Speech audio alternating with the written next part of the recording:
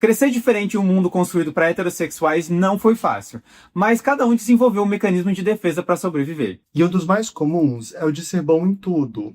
Eu posso até ser gay, mas pelo menos sou um bom aluno. Cheio de grana, com corpo perfeito, Tenho a melhor casa, sei me vestir super bem. e por aí vai. Mas afinal, até onde isso tá realmente ajudando ou te causando um burnout gay? Eu sou o Lucas De Vito, Eu sou o Jonah e e esse é o Pod Gay. Mais um episódio, mais um programa pra gente estar aqui juntinhos, Lucas, falando sobre um tema da nossa comunidade. Olha só, então já aproveita, já curte, se inscreve, compartilha, Pelo amor de Deus, comenta, se inscreve no nosso canal, sabe? dê like. Deixa um apoio no Apoia-se. O Apoia-se tem conteúdos exclusivos para você, que a gente está colocando, análises, uma coisa mais nossa, uma coisa mais intimista, uma coisa mais us. Então, se você curte nosso conteúdo, vai lá, porque tá bem legal. A gente coloca mais sobre diversos assuntos por lá e é exclusivo para quem tá apoiando a gente. Bom, as pessoas falam muito... Você vai ficar aqui mesmo, meu filho? E temos Bom, o Pistache, claro, a gente não apresentou o Pistache. O Pistache que é uma figura, assim, bem importante e especial no nosso canalzinho, né? Que também tem burnout. Mas a gente precisa fazer a diferença entre qual que é o burnout que o Pistache sofre e qual que é o burnout gay que a gente tá falando aqui. O burnout que a gente fala normalmente é uma exaustão física e mental de vários estímulos que normalmente estão associados a trabalho, né, ao mercado de trabalho, ao quanto você faz de atividade e que vai cansando você num estresse que ao longo do tempo você não consegue se recuperar, mesmo tentando descansar mais um pouco. E o burnout gay que a gente está falando aqui, ele nada mais é do que um cansaço porque você nunca chega no ponto onde você deve chegar, que é o ponto de compensação em ser gay. E você se sente assim, amigo, meio compensando? Muito. Eu faço muita coisa assim na minha vida e acho que muita coisa que eu faço eu não tinha percebido, mas percebi recentemente. Eu acho que muita coisa que eu faço é meio que para compensar quem eu sou, sabe? Então, assim, eu milito, eu falo, eu sou psicólogo, porém, ainda tem um resquício em mim, e isso é importante falar, nem sempre que a gente tem a consciência significa que o nosso comportamento muda, mas isso tudo fez com que eu pegasse o podcast, YouTube, eu tenho a clínica, eu montei uma clínica mais psicólogo, aí eu atendo, aí eu crio conteúdo, e é muita coisa, dá muito trabalho. É muito trabalho. E aí, isso vai me fazendo chegar num lugar, porque, ó, eu vou lá e crio a clínica, eu vou lá e começo a atender, só que nada é o suficiente, você nunca chega no ponto de ser o suficiente, né? Então você quer ser o melhor namorado, aí você quer, tipo, ter o melhor corpo, aí você quer muita coisa, né? Quer ter o melhor cachorro, então, quer dizer, sobra pra todo mundo, né? E você sente... Sobrou até pro Pistache. Sobrou até pro pistache, mas você tem? Eu sinto que eu tenho, sabe? E uma coisa que eu ouço de muitos pacientes é assim: eu sei que eu faço bastante, mas parece que eu poderia fazer mais. Sempre tem possibilidade de fazer mais. E uma coisa cruel que acontece é que eu acho que a gente olha para nossa comunidade, uma comunidade marcada por muitos homens que se sentem assim, e sem a gente se dar conta, nós ficamos entramos num espectro muito competitivo, sabe? Então, tipo, eu sinto que eu sou um bom profissional.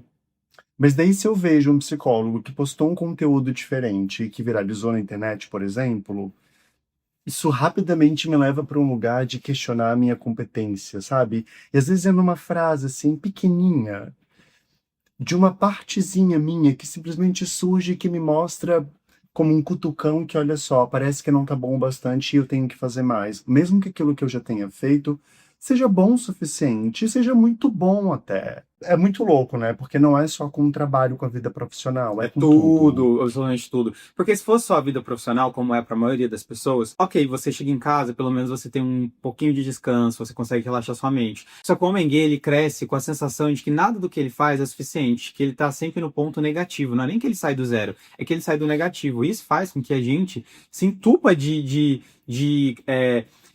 bomba e um monte de coisa, vai pra academia e passe o dia lá. Isso faz com que a gente conte as nossas calorias como se a gente fosse uma pessoa muito doida. Isso faz com que a gente nunca se sinta suficiente pro trabalho que a gente tá fazendo, com que a gente se compare com cada pessoa e cada molécula que existe nesse planeta. Faz com que a gente pense na roupa que a gente tá usando, no carro que a gente tá usando.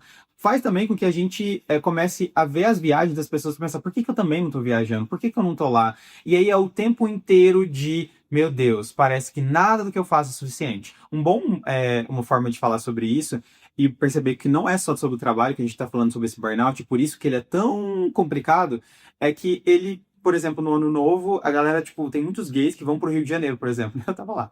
E aí, todo mundo vai pro Rio de Janeiro, todo mundo posta sobre o Rio de Janeiro, e parece que você sente a necessidade de que você também tem que estar lá. E quando você tá lá, não é o suficiente, porque você tem que estar na balada certa, que todo mundo tá indo, você tem que estar com o corpo que tá todo mundo indo, na praia, no posto norte, que tá todo mundo, todos os gays indo, de uma determinada maneira. Então, é como se você fica muito doido porque você não tá no Rio de Janeiro. Só que se você tá no Rio de Janeiro, você começa a pensar, putz, por que que eu não estou fazendo isso igual os outros gays no Rio de Janeiro? E se você tá na balada que os gays estão, aí você fica, nossa, mas eu não estou dessa maneira, eu não estou fazendo isso. Então, tipo, nunca é o suficiente ter um buraco sem fundo. É muito louco, né? E eu acho que para de onde isso parte? Tem inúmeras discussões, mas eu acho que um ponto bem crucial a gente trazer aqui é o conceito de estresse de minoria, É, que é talvez um dos conceitos mais importantes que tenham aparecido na psicologia moderna e que falam sobre os desdobramentos, né? Sobre o impacto de ser uma pessoa LGBT, de ser uma pessoa que pertence a um grupo minoritário socialmente e, enfim, a maneira como isso influencia a qualidade de vida. E muitos teóricos, né, muito do que se escreve sobre estresse de minorias aponta que grande parte do adoecimento mental, emocional de pessoas LGBTs não se dá à sua identidade, à sua orientação, ao seu gênero, mas sim ao vivermos dentro de uma sociedade que é preconceituosa e que, de muitas maneiras, encontra artifícios para excluir, para violentar e para segregar pessoas da comunidade. E é bem importante a gente trazer isso, porque quando a psicologia começou a estudar, né, quando a ciência, na verdade, começou a estudar a sexualidade, muitos trabalhos durante décadas tratavam a comunidade LGBT como doentes e falavam que essa doença, né, que o sofrimento que essas pessoas traziam era decorrência da sua condição, eram decorrentes da sua condição e não do preconceito.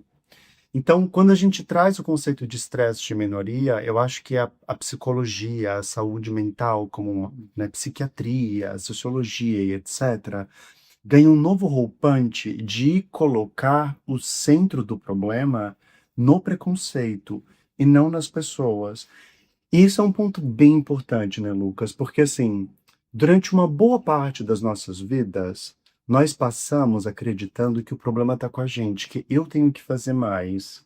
E fazer uma crítica à cultura, ao momento, à sociedade que a gente vive, é um movimento novo, inclusive com pacientes em clínica, né? Às vezes muitos pacientes chegam achando que o problema está com eles, que eles são imperfeitos, etc, etc. E quando a gente vai explorando isso, nós vamos descobrindo todos esses sistemas onde eles foram criados, que foram moldando a maneira deles se sentirem no mundo. A família, a escola, a comunidade, o local de e trabalho, daí vem a os grupos crítica, sociais, quando a gente etc. fala sobre isso, vem a crítica da galera da mais conservadora que fala, mas aí gay, todo mundo é culpado porque você sofre gay, e meio que sim, porque você é uma criança que sofre, então assim, será que uma criança. Você tem coragem de chegar pra uma criança de 3 anos, 4 anos, 5 anos, e falar que a culpa do sofrimento dela, o fato dela estar sofrendo e ela nem saber descrever isso, é culpa dela? Você tem coragem de fazer isso? Pois é. É o movimento que você faz quando você fala que a culpa é nossa. O que eu geralmente falo é, a culpa não é nossa. Mas a responsabilidade quando adulto, sim. A nossa responsabilidade como adulto é mudar. E eu falo responsabilidade no sentido de, não tem outra maneira da gente mudar, porque assim, a gente já passou por muito sofrimento em relação a se sentir desajustado, sentir que não é suficiente, sentir que na sua família você não é o suficiente. Então, quando você chega na fase adulta, isso já está em você. Então, é sua responsabilidade, é só você pode mudar, né? Tipo, só você tem. Parece um coaching aqui, mas só você pode mudar. E isso é importante falar, né? Então, a diferença entre culpa e responsabilidade. E o mais pesado do burnout gay é que ele começa a nascer quando a gente tá ali criança e quando a gente não tem uma parte cognitiva estruturada para a gente lidar com os problemas do mundo.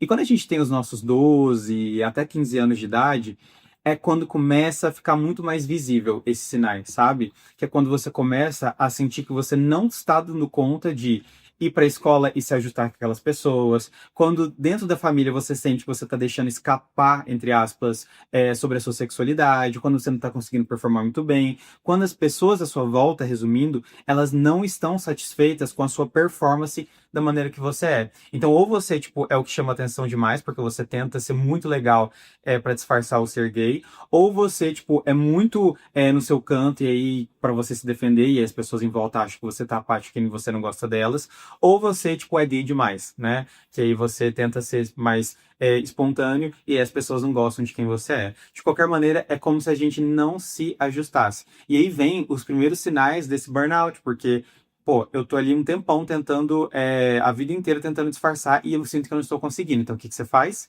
Mais esforço. Só que nunca é suficiente e nunca vai ser suficiente. Uhum. Não tem régua, né, que dê conta de ser suficiente para uma crítica e para um movimento que nós nos colocamos. E por que que eu estou dizendo isso? A maior parte dos homens gays, tudo que a gente está trazendo aqui, obviamente, se aplica a outras pessoas da comunidade LGBT, mas como esse é um canal de saúde mental para homens gays, a gente sempre vai fazer um recorte para isso. É importante falar, porque volta e meia tem alguém que comenta coloca nos comentários, ah, mas também pessoas trans, pessoas travestis e etc, O etc, pior pra também mim passam. hétero também passa, mas muito diferente, né? É, assim, e outras pessoas vivenciam isso, a gente sabe, mas fazendo um recorte aqui para nossa comunidade, uma coisa que eu noto, assim, é que a maior parte dos homens gays cresce e passa a sua infância sendo ótimos bons meninos, sendo o melhor aluno da turma, sendo um bom aluno dentro de casa, um bom filho dentro de casa, ajudando as pessoas, não trazendo trabalho, tentando ser uma pessoa disponível para resolver coisas, mas assim, ela não dá trabalho. Eventualmente, o que acontece? A gente chega na adolescência e daí a gente percebe que só ser um bom menino não é suficiente. É preciso esforço. A gente precisa estudar, tem que trabalhar. É importante se movimentar e se jogar na vida, porque a gente tem que conhecer outras pessoas, a gente sai da bolha familiar. Muitos de nós vai para o ensino superior, vai estudar, vai fazer outras coisas da vida. E tudo isso nos faz nos faz entrar em contato com essa coisa sensível que existe dentro da gente, que é a figura dessa criança que foi uma criança ferida, uma criança que se sentiu imperfeita e que teve que se deformar de alguma forma para ser mais aceita, para ser melhor vista, para ser validada, qualificada de alguma forma. E nesse aspecto de se deformar, muitos de nós cria uma outra versão, né, que tenta compensar essa minha forma deformada de ser. Aí que eu acho que entra essa busca constante, né, pelo perfeccionismo, pela alta performance, como uma estratégia que diminui um pouquinho esse meu jeito de ser no mundo. E vira uma prisão, né, Lucas? Traz um alívio momentâneo, mas uma prisão eterna. Porque quando você tá ali muito tempo fazendo um esforço danado, você consegue algumas coisas. Então você às vezes consegue uma boa promoção, às vezes você consegue um corpo que pode ser tido como uau para as pessoas à sua volta, às vezes você consegue de fato ser elogiado pela sua família. Mas isso traz um alívio que é muito gostoso mesmo, né? Mas em seguida vem novamente. Bora começar do zero. E aí tudo inicia de novo, do zero, todos os dias da sua vida. Então é como se o homem gay ele começasse do zero o tempo inteiro. Tipo, você não começou nesse trabalho há 5 anos e está se provando há 5 anos. Não. Às vezes o homem gay tem a percepção de que ele tá todo dia zerando esse cronômetro, sabe, dele, e aí começando de novo a contar. Aí no outro dia ele tem que se provar de novo. Aí no outro dia mais um pouco. E em relacionamento é a mesma coisa. E aí normalmente são pessoas que dentro de relacionamentos elas se fecham muito, elas acabam ficando pouco disponíveis para as pessoas que elas estão junto, ou elas acabam muitas vezes sobrecarregando demais a outra pessoa, porque tipo ela tá extremamente exausta, ela quer fazer tudo, ela quer tudo, né? Então isso tira um pouco a pessoa do meio social, né? Porque Uhum. tudo tem que ser perfeito, tudo tem que ser bom. E eu falo para vários pacientes, quando tudo tem que ser perfeito, quando tem um paciente que fala, eu sou perfeccionista, eu sei que esse paciente, ele não é um bom fazedor, digamos. Ele não é muito prático na vida dele, porque a pessoa que é perfeccionista, ela tá sempre exausta. Então ela pega muita coisa para fazer, mas não necessariamente ela faz muito bem essas coisas. E é um erro que a gente tem, porque a gente acha que a pessoa perfeccionista, a gente acha que o gay perfeccionista é aquele gay que vai fazer um monte de coisa e vai dar certo em tudo. E você vai dar certo em algumas coisas. Só que como você tá tão cansado, você tá distribuindo sua atenção em várias frentes, né? Então fica uma coisa muito inconstante. Então também vai chegar um momento em que, sei lá, na quarta-feira, você vai ter que fazer um projeto muito importante para sua empresa e você sabe que você vai gastar, tipo, muito tempo analisando qualquer coisinha e pensando em todos os erros possíveis. O que isso vai gerar? Em você um cansaço. Você não vai ficar predisposto a fazer aquela atividade. Então você fica procrastinando. O perfeccionista é um bom procrastinador. Então a gente acaba ficando muito. E eu me coloco nessa porque às vezes eu sou muito assim também. Então a gente acaba ficando para trás. E aí quando faz negócio, tem que fazer com muita energia, né? E aí, quando você faz sem muita energia, fica com aquela coisa do tipo, ai, mas eu sinto que não tô fazendo direito, e aí fica um sentimento de culpa. Então, é como se fosse um beco sem saída, né? Ou a expressão, se eu ficar, o bicho pega, se eu correr, o bicho come. Ou talvez ao contrário, eu não lembro. Mas a gente fica se sentindo sempre. Nunca é o suficiente, porque ou eu vou ser perfeccionista demais, isso vai me cansar e vai me trazer mais vazio, ou eu não vou gastar essa energia, mas eu vou sentir culpa e vou remoer a culpa.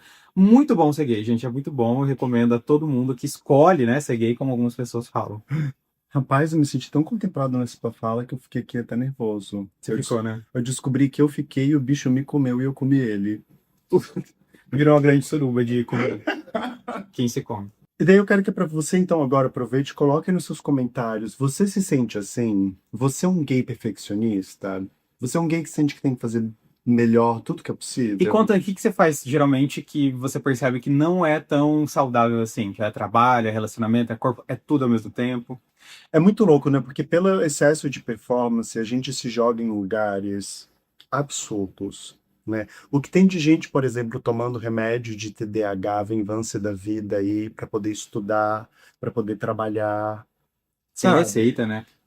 Sem receita, sem nenhum tipo de acompanhamento, tudo em busca de ser o melhor, de ter o melhor desempenho. E eu acho que isso revela o outro lado da moeda, que é assim.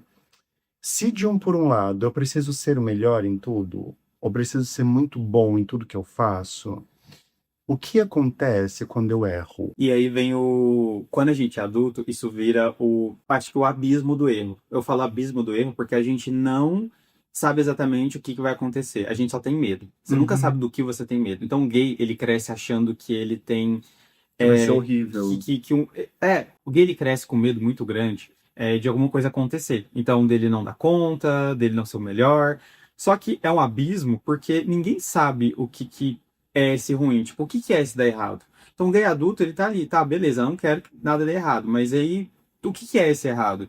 Normalmente ninguém sabe. Então, fala, sei lá, é ficar sem dinheiro, é ficar. Mas, tipo, nunca vai muito além. Fala sempre coisas muito óbvias que não é muito coerente com o medo que ele tá sentindo.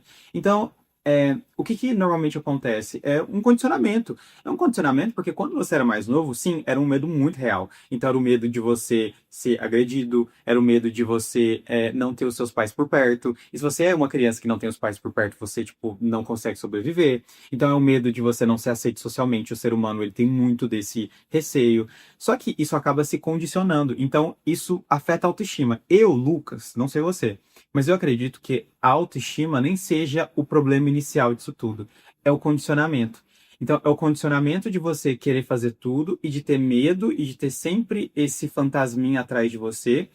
E aí isso sim vai gerando um condicionamento que vai gerando, em seguinte, a baixa autoestima. Porque você nunca se sente bom em nada, porque você nunca comemora, porque você nunca está satisfeito, você nunca se sente num lugar seguro. E aí isso vai criando uma baixa autoestima, principalmente quando você está ali no seu, entrando na adolescência, né? E aí se perpetua na vida adulta.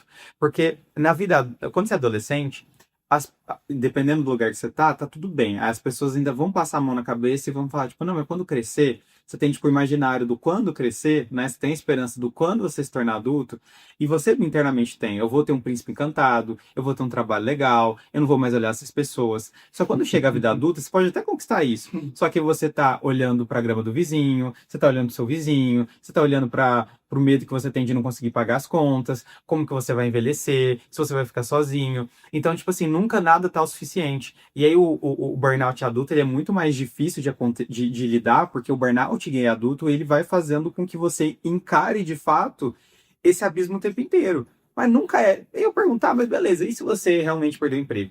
Como é que vai ser? Vai ser ruim, obviamente, né? A gente precisa de dinheiro, mas como é que vai ser? Mas para muitos gays, assim, é uma coisa devastadora, né? É, e eu perguntava, pô, você tem, tipo, a sua reserva de emergência? Né? Beleza, às vezes não consegue ter. Tá, mas você tem alguém da sua família que você gosta, que você confia? Né? Tipo, tem. Você poderia estar na casa da pessoa? Não, sim, poderia. Você tem, tipo, amigo que você confia? Ah, poderia. Você pode pegar seguro-desemprego? Sim, posso pegar. Tipo, você não conseguiria, tipo, um outro lugar para trabalhar mais fácil? Às vezes não ganhasse mesmo tanto que você ganha hoje, mas... Sabe? E aí, quando você vai conversando, você vai vendo que não é tão, assim, abismo como as pessoas acham que é. O gay leva Mas tudo a fé, tipo, sempre como se fosse o fim. E não tivesse depois, entendeu? Mas internamente é como se fosse, né? Te ouvindo agora falar, me dei conta de que muitos gays sentem um sentimento profundo de solidão. Nós nos sentimos sozinhos, que eu acho que de uma forma assim compreensível. A maior parte de nós passou a infância e a adolescência, muito tempo da vida, e muitos gays assim, até início da vida adulta, né? Guardando um grande segredo sobre si mesmos apenas para si. Muitos de nós não pediu ajuda na época de escola quando sofria bullying. Muitos de nós teve uma adolescência marcada por encontros arriscados, né, que nos colocaram em situações de violência muitas vezes. Muitos de nós chegam na vida adulta se relacionando com mulheres, tendo namoradas. Esses dias agora eu iniciei terapia com um paciente novo que me contou que as primeiras experiências sexuais da vida dele com outros homens, ele foi ter os 30 anos de idade. Pois é. Sabe? Então, assim, nós temos uma vida interna emocional que pode ser muito solitária. E eu acho que isso talvez assim adicione uma camada extra nesse perfeccionismo e nesse sentimento de sobrecarga. Porque burnout, né? Burnout vem de explodir, de esquentar para fora, é tipo uma panela de pressão, né? Muitos de nós se sentem sobrecarregados. E eu acho que isso vem desse longo histórico de sentir que, parece que eu não sou bom bastante, e dois, de que eu não posso contar com ninguém, de que eu tô sozinho e sou eu por mim Que é mesmo. muito difícil você viver uma vida que você tá sozinho. Porque quando você precisa. Gente, é do ser humano, a gente precisa de outras pessoas. Então, quando você acha que você, tipo, é você por você mesmo, você tá lutando contra algo impossível. Então, vai chegar um momento que, além de você sentir que você não dá conta, porque você não dá conta, você começa a se frustrar achando que o problema é você. Mas não é você, ninguém dá conta, bem. Ninguém consegue, gay, ficar o tempo inteiro dando conta de si mesmo sozinho. A gente sempre precisa de alguém. E se você precisou em algum momento. Então, às vezes, por mais que seja filha da a pessoa que te ajudou, mas teve alguém que te ajudou. E às vezes, quando a gente é criança, a gente não escolhe, obviamente.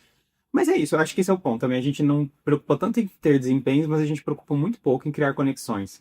E justamente são as conexões que vão fazer você, além de ter bons desempenhos, por incrível que pareça, é também você conseguir descansar, é você conseguir sentir bem, é você conseguir estar num lugar seguro mentalmente, sabe? Então, nada adianta você construir um castelo e você, tipo, ter o melhor emprego do mundo. Às vezes você vai estar muito mais inseguro do que se você tivesse um emprego um pouquinho mais estável, né? Talvez não fosse o maior salário do mundo, mas se tivesse uma rede de contatos. É importante saber fazer, e é importante também saber tirar um tempo para apreciar o que já foi feito e saber descansar. Isso é muito maluco, né? Eu tava falando com um paciente esses dias em terapia, ele me dizendo: Nossa, Diana, no meu trabalho as pessoas são péssimas, são horríveis. Eu sinto que eu não posso, assim, relaxar e ser eu mesmo, nunca. As pessoas sempre tentando tirar meu tapete. E eu falei pra ele: Tá aí, tu tens outros espaços e relações na tua vida onde tu pode ser tu mesmo? Daí ele refletiu, nesse momento eu acho que não. Eu falei: Quem sabe a gente possa começar por aí, né? Porque não tem condições da gente mudar todas as pessoas da tua empresa, mas o que tu faz com a tua vida, as pessoas que tu podes escolher estar na tua vida E os espaços onde eu me recarrego são coisas que estão dentro da tua competência e que tu tens, assim, alguma condição de intervir. Como também encontrar um espaço na vida onde eu não necessariamente só seja essa pessoa que produz e que faz o tempo todo, mas que tem condições de tirar um tempinho para cuidar de si, sabe?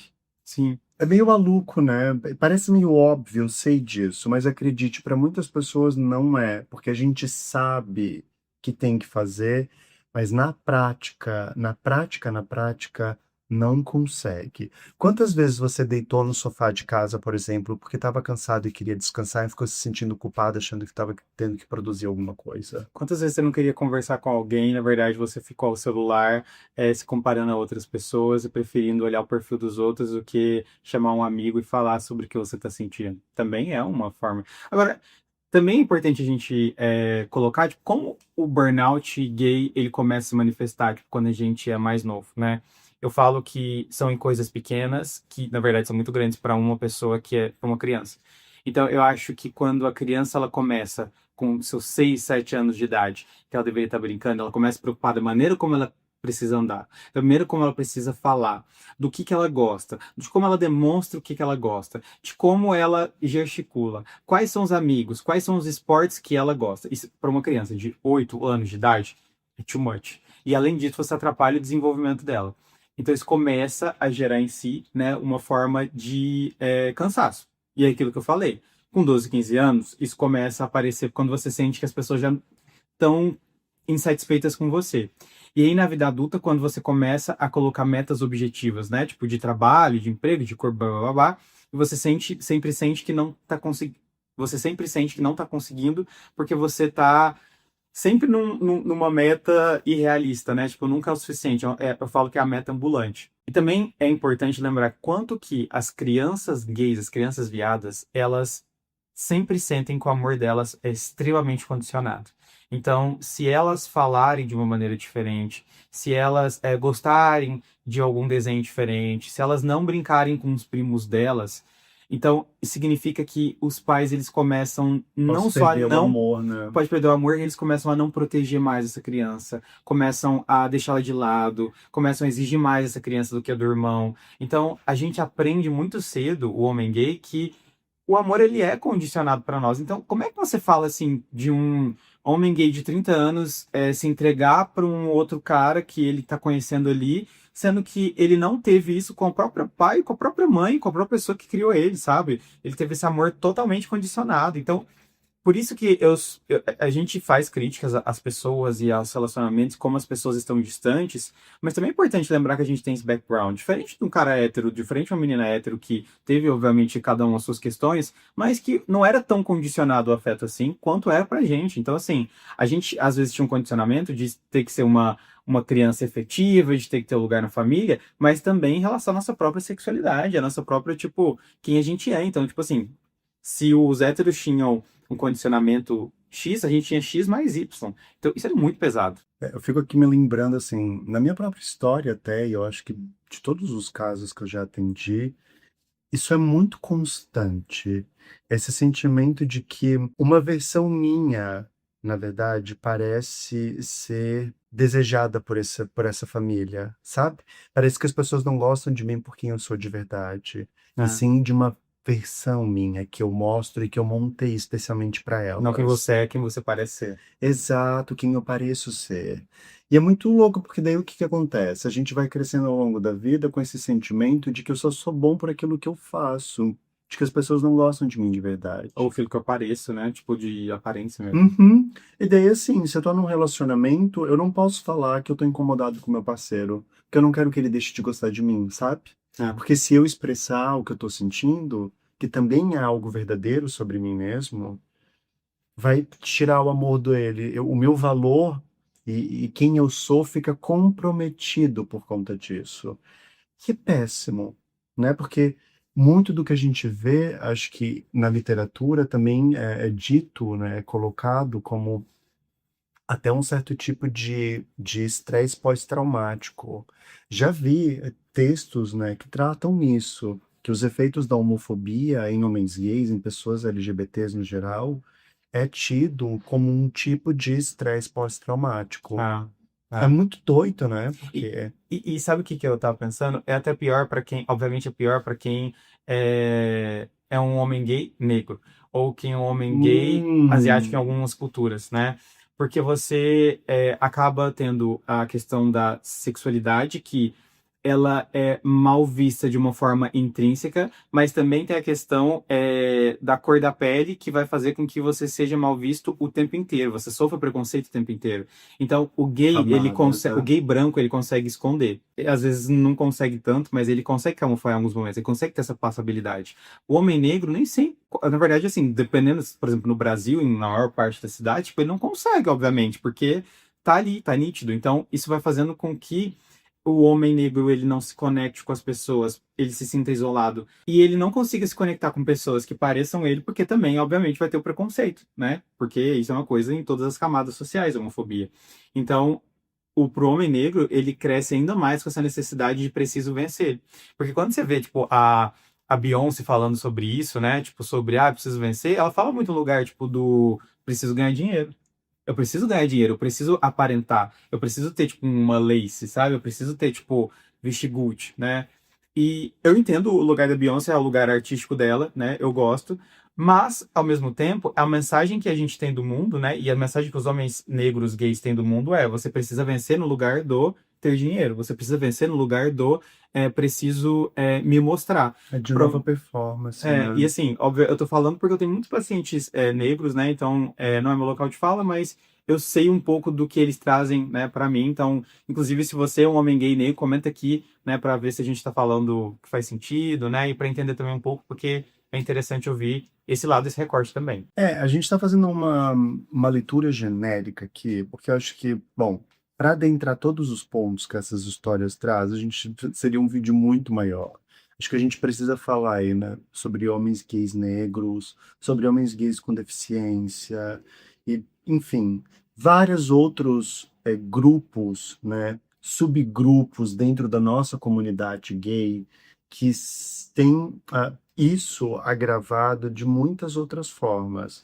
Que a gente fala, uma coisa que me incomoda e que me pega muitas vezes, é que a gente fala do preconceito no geral, seja ele homofobia ou racismo, não importa, só como se fosse diminuindo a apenas uma violência psicológica, né? Como se só falar, como se. E não é. É importante a gente lembrar que a homofobia, que o racismo, muitas vezes também vem acompanhado de violência física. Então, quando a gente fala da infância, da criança que sofreu bullying, não é só a criança que escutava que era viadinho. A gente está falando de crianças que muitas vezes foram agredidas fisicamente. Ou até mesmo do castigo velado, né? Tipo assim, vou te colocar de castigo que você não se comprometeu, não se comportou bem, mas não se comportou bem por quê? Porque ela foi uma criança, foi um menino que não teve um papel de menino, né? Uhum. Então começa a ter castigo de apanhar. Só que aí, eu acho que isso vem mudando, mas tá tudo bem um filho apanhar, porque ele não respeitou, entre aspas, o pai, né? Então, quando você cresce, fica aquela coisa tipo assim, mas isso foi porque eu era gay ou será que é porque eu realmente estava sendo mal criado? E isso é péssimo, é porque é o que você está falando. Tipo, essa violência, ela é psicológica, é uma violência física, é uma violência, às vezes, financeira, né? Então, você cria um ambiente perfeito para a criança ela nem entender que está sofrendo disso que ela está É, sofrendo. ela não percebe, né? E é horrível, porque você não consegue entender, tipo, por que você está sentindo aquilo. E aí é muito fácil a gente seguir essa lógica do preciso ir para Uhum. ganhar tudo, preciso dominar tudo. É tudo muito confuso, então você está lutando, mas está lutando para quê? Onde você quer chegar? Eu perguntei, eu tava conversando com o paciente, pô, beleza, tipo, você quer um monte de coisa, mas onde você quer chegar? Tipo, quais são suas batalhas? Você tem que escolher. A Quais são os seus possibilidade sonhos? porque a possibilidade, você pode fazer um monte de coisa, né? Você pode fazer um mestrado, você pode ir para trabalho, você pode trabalhar em outro lugar, você pode ser freelancer, você pode ser. É, Tipo, normalmente você tem opções, dependendo do ambiente social que você tá, né? Da camada social. Mas beleza, o que você vai fazer? Para onde você vai? Qual que é o. Sabe, para quê? Para que você vai fazer tudo? Você vai fazer tudo que é possível? Você quer ser bom em tudo que é possível, sabe? Ou você quer. Você uhum. acha que você tem essa obrigação? Não, não, não. Entendeu? Tipo, ninguém é bom em tudo. Nem a Beyoncé, que é maravilhosa, tipo, ela é boa em tudo, né? Tô pensando agora que eu falei mal da Beyoncé. Com Mas, licença. Ela não é boa em tudo. Me fala uma coisa que ela não é boa. Chuca. Ah, tá bom que sai daí.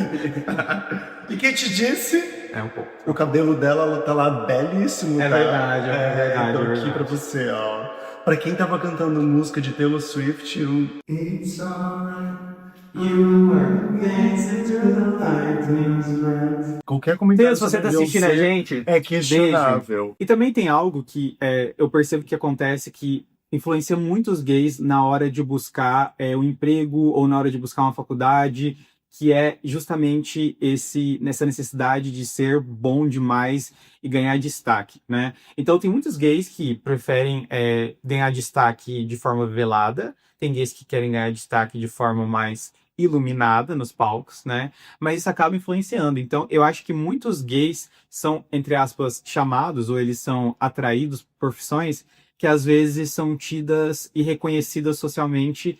Isso, na cabeça deles, cria uma ilusão de uma proteção. E na verdade, eu nem sei se é tão ilusão assim, tá? Porque profissões que eu penso, psicólogo não. Médico, médico com certeza, porque médico tem uma coisa social, tipo, você é médico, né? Tipo, você é a pessoa que tá no controle. Você percebe no ambiente de trabalho hospital, o médico, ele é tipo a figura máxima ali, né? Se alguém passou em medicina, caraca, você passou em medicina, sabe? Tipo, meu Deus, você passou no Apesar vestibular. das notas super Tem que ver isso baixas. aí também, tem que ver, às vezes mudou. Eu acho que talvez tenha mudado. Apesar das notas Tem super que atualizar em baixas. 2016 pra ver se... Pois é, mas beleza, eu entendi onde tu quis chegar. Continua. Também acho que profissões artísticas, as profissões artísticas por N fatores, mas acho que também isso acaba tendo, tipo, uma possibilidade de você, tipo, ser visto, você ser De desejado, status, né? de Uma status. coisa onde o status, a relevância do que tu estás fazendo é importante. Uma vez a minha terapeuta disse, eu estava conversando com ela sobre isso, ela me falou, Jonah, parece que tem uma coisa assim meio sobre ser meio estrelinha. E eu acho que nós gays carregamos isso um pouco, sabe? Eu, humildade, aqui não preciso nem falar. É uma coisa assim de querer meio ser meio estrela. E meio estrela nesse sentido de estar numa posição de destaque, mas também de ser admirado pelas outras pessoas. Muitos pacientes já me trouxeram em terapia de como que para eles isso é uma questão, de que eles querem ser promovidos, de que eles querem ser muito bons, de que tomei um fora de alguém na balada, mas aí depois eu fico pensando, pelo menos eu trabalho numa multinacional. Tem, tem uma coisa assim que o status, o trabalho da gente vira uma moeda de troca para as nossas frustrações da vida. Eu lembrei de um menino que era da minha escola Ah, e gay. E aí ele, meu Deus, eu acho que, tadinho, hoje eu olho e fico, putz, ele, a forma dele querer, tipo, se proteger, obviamente era, tipo assim, dele querer, tipo, se aparecer com tudo. E ele fez uma viagem para. Ai, eu vou me sentir expondo a pessoa. Ele fez uma viagem para Nova York, desculpa, tá? Mas ninguém sabe quem você. desculpa, Cláudio. Ele fez uma viagem para Nova York, tipo, sei lá, a gente tava no primeiro ano do ensino médio. Tava no terceiro ano, fazia dia dois. Não, fazia tipo assim, uns 3 anos já. E ele estava falando dessa viagem como se fosse ontem, todos os dias, toda semana, sabe? É porque quando eu fui em Nova York, E tipo, acho que é isso, a gente se aproveita muito de coisas que dão status, coisas que acontecem, mas a gente não consegue, quanto adolescente, tô falando dele, mas isso me envolve também, a gente não consegue, quanto adolescente, falar de coisas que a gente é. Então, tipo, o hétero, ele se acha porque ele é bom no futebol, tipo, porque ele tem esse talento, porque, tipo, as pessoas gostam dele, porque, tipo, ele é engraçado. A gente não é só, tipo, o gay engraçado, é o gay engraçado que tem ser dinheiro. engraçado, assim, é o mínimo. É o gay engraçado que tem dinheiro. É o gay engraçado que o pai faz isso. Nossa, é muita coisa. É muito gay que. É gay que. Então, assim, é muito. E, assim, hoje eu entendo, coitado. Espero que você esteja bem, mas é isso. Em Nova York. Não tá, sabia? Não tá. Não tá. Tá em Uberaba. Mas eu fui melhor que. Um monte de cidade, né? Uberaba melhor que talvez até Nova York. Tem que ver isso aí. Tem que ver isso aí. Se Nova York for comparado com São Paulo, eu acho que talvez ele seja melhor em Uberaba mesmo. Olha, eu sou Beijo, São bairrista. Paulo. Falou o professor que mora em Florianópolis, que é um vilarejo ali. Ai, cheio de- pronto. Olha só, deixa eu trazer um outro ponto sobre essa história, porque a gente já tá no finalzinho. Eu tô curioso para saber de você que tá nos acompanhando agora, você sim, você que está aí assistindo ou nos ouvindo, onde quer que você esteja. Como que é isso para você? Você tem uma posição, você se sente Sexual. assim buscando lugares de status. Porque uma coisa que eu penso é o seguinte, Lucas. A gente entra num lugar de status, tá? A gente... E depois pra manter. E aí? Porque uma coisa é você ser, sabe, assim, Aí vem um I'm a peso pra bitch, I'm a manter. boss, e eu É. fui promovida no trabalho. Agora você tem que dar conta do rojão. Então, por isso que eu falo, é a felicidade de 5 minutos. É a felicidade de 5 minutos, porque depois. Aí você vai ter a vida inteira. Aí você vai querer se provar nesse lugar. Não, E você tá gente, vendo outro.